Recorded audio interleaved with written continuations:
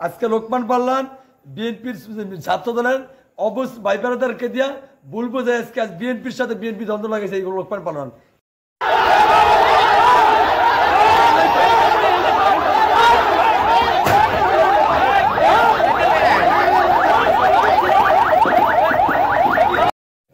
আমি আমার বাবার সাবকত দলিল নিয়ে আমজাদ পালন সাহেবের কাছে দিছি যে কাকা আপনি কোন সত্যি দলিলটা, এই দলিলের মালিক আপনি বকে খান, আপনি যদি আমার ক্রয় সূত্রে কোনো কাগজ থাকে আপনি আমাকে দেন। উনি আমাকে 10 বছর ধরে ঘুরাইতেছে। এরপর ওদিন করতেছি আপনি আমার বাবার সাবকলা দলিল কোন সত্যি আপনি সম্পদ খান। যাই হোক এই ব্যাপারে উনি আমাকে বাজারকে ওনাকে জিজ্ঞাসি, উনি এক সপ্তাহের ভিতরে দেখাইব বলছে। এরপর গতকালকে উনি পোলামেন্ট পাঠাইছে।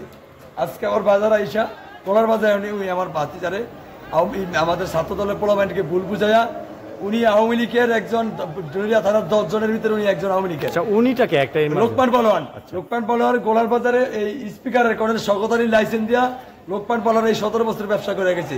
আজকে লোকমান পাল্লান বিএনপির ছাত্র দলের ভাই ব্রাদারকে দিয়া বলবো যে আজকে বিএনপির সাথে বিএনপি দ্বন্দ্ব লাগেছে এইগুলো লোকমান পালোয়ান। এটা সর্বোচ্চ বিচার চাই আমি যে কেন বিএনপির ভিতরে আজকে বিএনপির লোককে নির্যাতন করাইলে বিএনপি আওয়ামী লীগের মূল হুতায় এনে থানার। এটা আমার বক্তব্য, আমি বিচার চাই, এটার বিচার যেন সুস্থ বিচার হয়। আমরা যতটুকু জানতাম যে লোকমান পালোয়ানের ভাইয়ের সাথে যে সাত্তার পালোয়ান তার সাথে মূলত কেন্দ্রটা আমার সাথে আমার বাবার সম্পদ, আমি দলিল নিয়ে গেছিলাম। সে এখানে তাকে ডাকাইছে, লোকমান পালোয়ানি আমার বাইরে ডাকাইছে, ডাকাই অ্যাটাক করছে আমার। এই ঘটনা কি আপনাদের কোনো লোক হতাহত হয়েছে? আমার ভাতিজা ইনজুরি হয়েছে, আমার ভাতিজার গায়ে টর্চারিং। কি নাম তার? সুহেল পালোয়ান। ইনজুরি হয়েছে কি মানে মারধর খেয়েছে এরকম হতাহত শিকার? হ্যাঁ হতাহত হয়েছে। এই বিষয়ে কি আপনারা থানায় কোনো অভিযোগ করেছেন? থানায় অভিযোগ করি নাই, বাকি আলোচনা সাপেক্ষে করব।